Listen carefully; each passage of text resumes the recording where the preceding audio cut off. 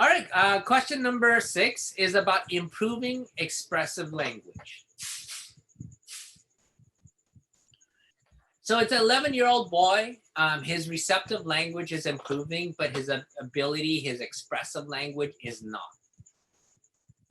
And it's not just that the pronunciation isn't good, like, oh, he can't articulate stuff.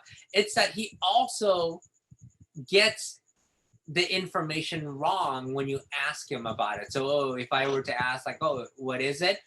He wouldn't, even though he couldn't say it clearly, he'd still get it wrong in terms of the item that is being asked to label.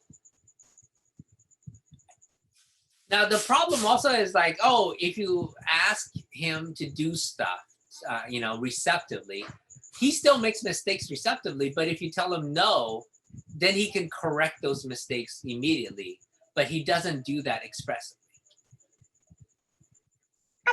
All right, so they really want to know, like, oh, is there any way for us to improve his expressive language skills?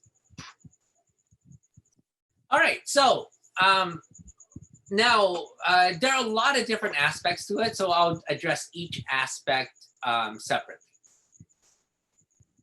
So when they say that, oh, the child still responds incorrectly to receptive programs, okay, but he corrects himself after they've given him a no, that speaks to, oh, there's either an attention problem or a listening problem, meaning like, oh, he can't quite differentiate stuff. And that, oh, when you actually correct him, then he can change his response.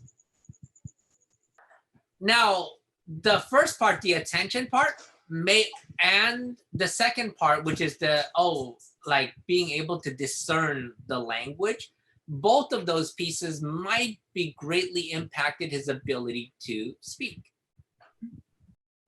Because if you're not paying attention to a lot, there's going to be errors that you make, as well as, oh, if you have a hard time really hearing and understanding the differences, well, how we learn language is by modeling other people. When we hear other people speak, especially words we don't know, we pick up that stuff because we model off of the things that we hear.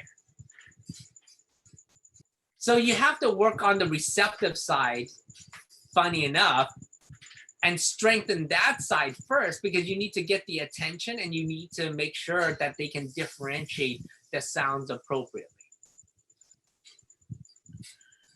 Now, expressive language is a complex process, okay? Why? Because it involves a whole lot of different things. It involves, oh, you putting your mouth in the right position to produce the right sounds. It's also your tongue position, where it is, and all those kind of things. So it involves a lot of physical processes that are still apart from that language itself, but it helps produce the language. So on that side, we work on it in a wide variety of ways, including, oh, them being able to copy all of our mouth movements, all of our tongue movements, you know? So, oh, if I show the child to ask them to do this, they can do that. If I ask them to do, they can do that. If I ask them to stick their tongue out, they can do that. It's whatever it is that's around the mouth and that. The first part is getting them to be able to copy those same motions and work on their tongue and facial muscle.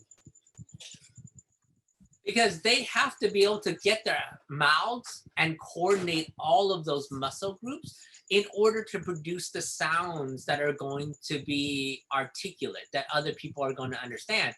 Because if you don't have it, it's kind of like when you go to the dentist and you get a shot, and you don't have any feeling there, you're drooling and you don't even know that you're drooling, and your words are more likely to be slurred. There's a lot more difficulty in it. That's what your child's experiencing, which means that, oh, you have to make sure that you're building in all of that strength, coordination, all of those kind of things, so that they're able to functionally produce the language that you're looking for.